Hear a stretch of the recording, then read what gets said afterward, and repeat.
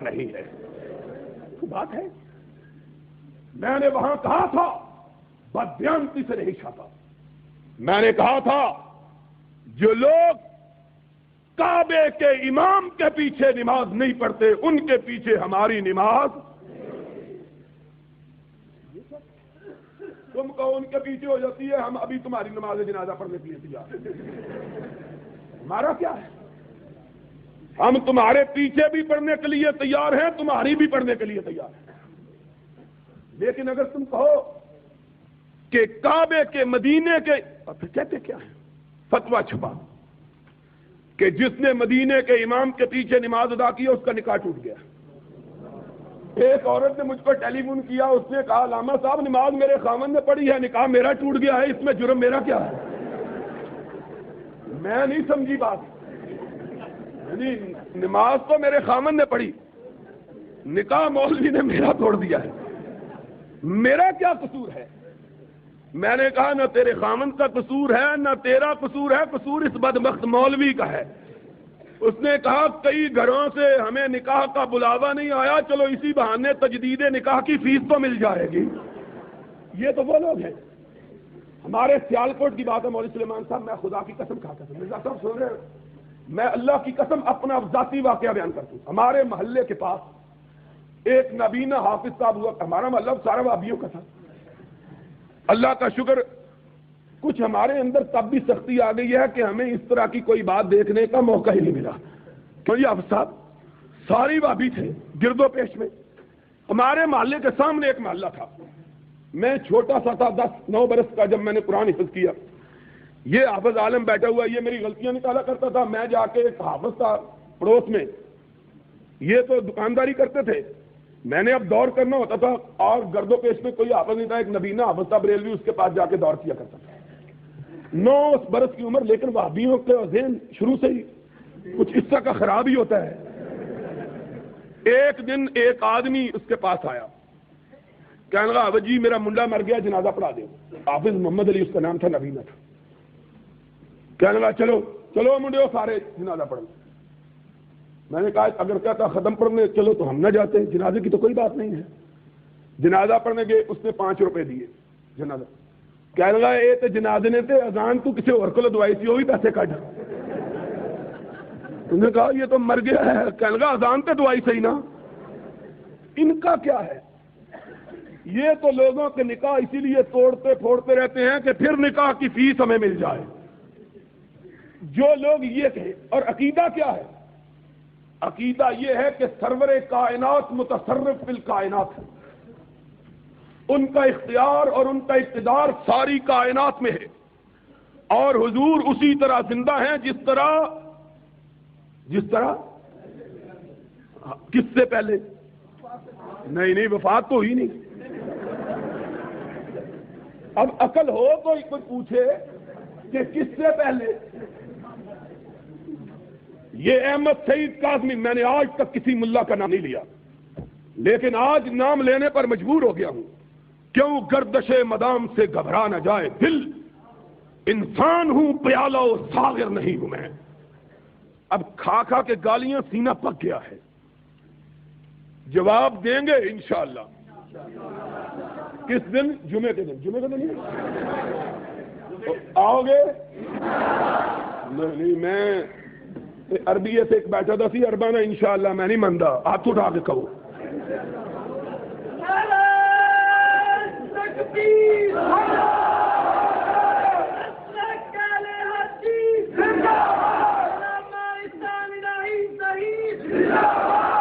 کہا. اس ملا نے توہین کی بات کر رہے تھے. قاری پروفیسر سعید صاحب بھی عجیب سادہ آدمی ہے. میں نے دیکھا جیڑا بندہ پروفیسر ہو جاتا وہ سادہ ہو جاتا نال. توہین کی ہے, توہین کیا توہین کی ہے؟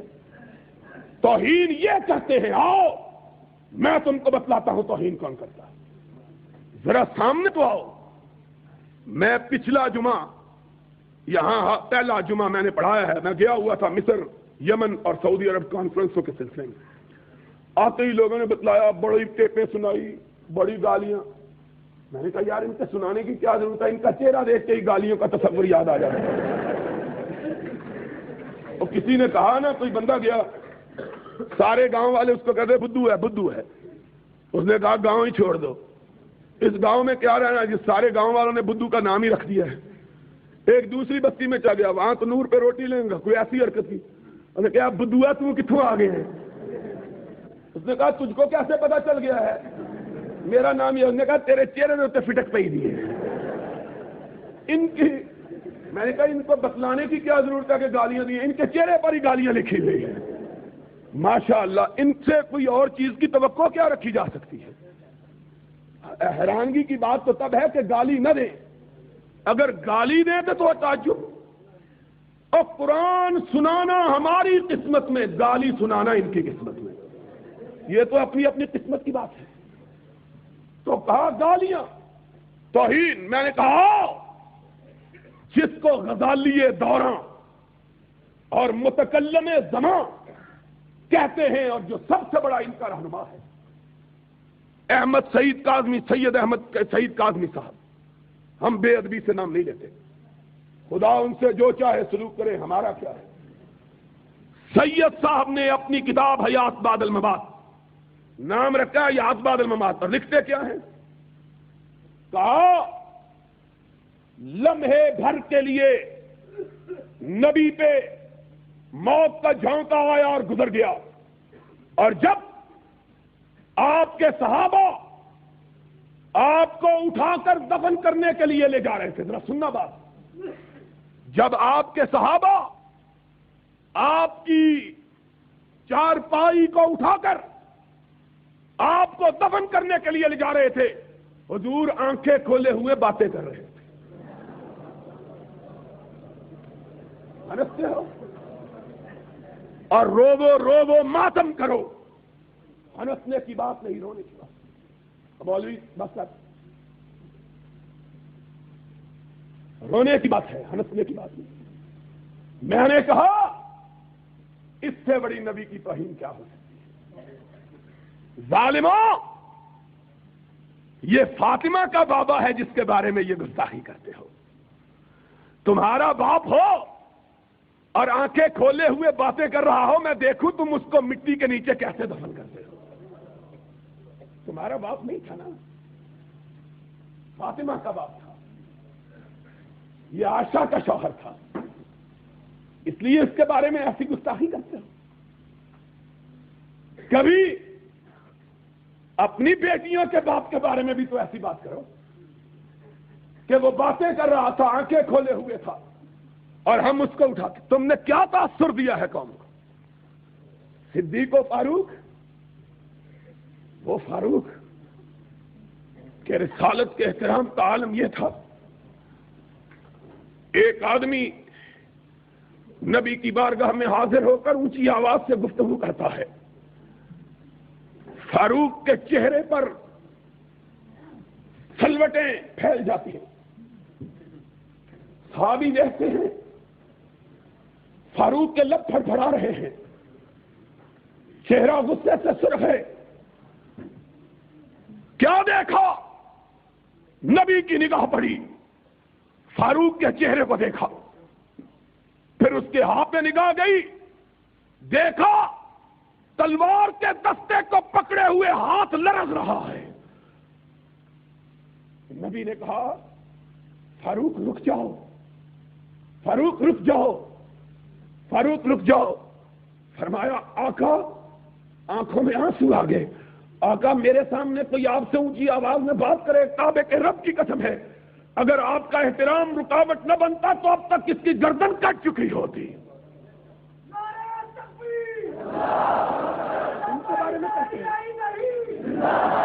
ان کے بارے میں کہتے ہو کہ انہوں نے زندہ حضور کو دفن کر دیا تھا۔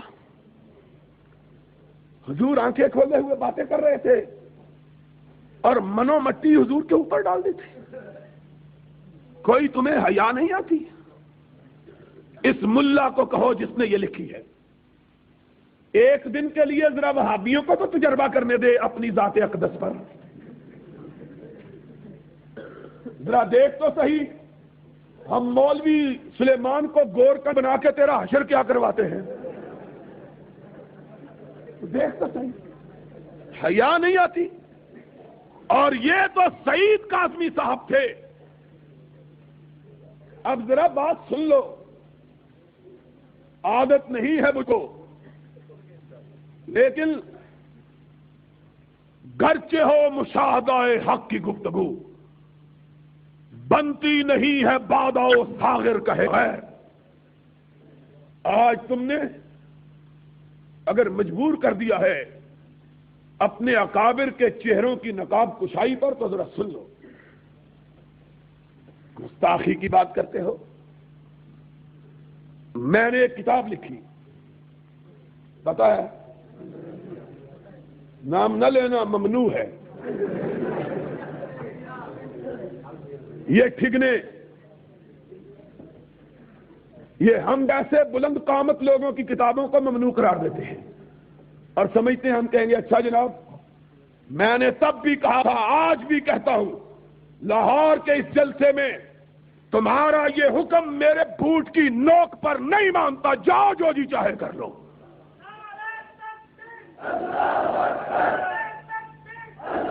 تم نے سمجھا ہے؟ ان کو ڈراؤ جو بلیوں سے ڈر جاتے ہیں. ہم تو کیا ڈراتے؟ نہیں مانتا میں اس حکم کو. اور آج تمہیں بتلانے لگا ہوں، سی آئی ڈی کے لوگ خصوصی طور پر میرے لیے آتے ہیں کہ آج اس کی تقریر ہے، خبر پہنچانی ہے. اور تمہیں آنے کی کیا ضرورت ہے؟ ہمارے کئی بھائی خود جا کے ٹیپیں پہنچا دیتے ہیں. سن لو، میں بزدل نہیں ہوں. جب تم نے پابندی کا اعلان کیا کہ البریلویہ پر پابندی ہے، اس کے بعد 6 ایڈیشن میں نے چھاپے ہیں. جاؤ جو جی چاہے کر لو. تم کس کو ڈراتے ہو؟ خدا سے ڈرنے والے غیر اللہ سے ڈرنا جانتے. اور جب ہم تو اس وقت نہیں ڈرتے تھے، ہمارے اکابر جب کوئی بھی ساتھ نہیں ہوتا تھا. اور آج تو یہ جوانوں کی فوج، ظفر موج ساری ہمارے ساتھ ہے اللہ کے فضل سے. گئے دن کے تنہا تھا میں انجمن میں، گئے دن کے تنہا تھا میں انجمن میں، یہاں اب میرے راستہ اور بھی ہیں انشاءاللہ. اب یہ مسلک کے دیوانے، مسلک کے پروانے، مسلک کی شمع پر قربان ہونے والے سینکڑوں، ہزاروں نہیں لاکھوں تک جا پہنچے ہیں. اور بتلاؤ، رسول کے دیے ہوئے مسلک کے لیے قربانی دو گے؟ رسول کے عطا کیے ہوئے مسلک کے لیے قربانی دو گے؟ تم کب کی بات کرتے ہو؟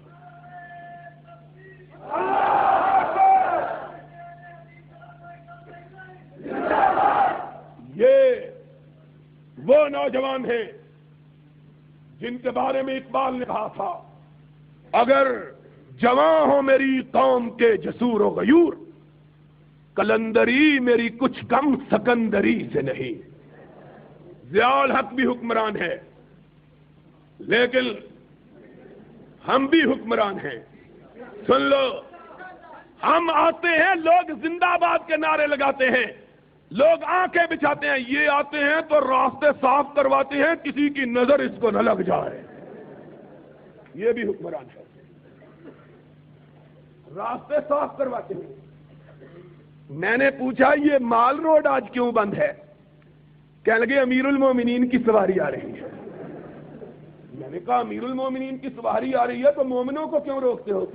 کہنے لگے مومن بے وضو ہیں، کسی غیر محرم کی نظر ان پہ نہ پڑ جائے. یہ امیر المومنین،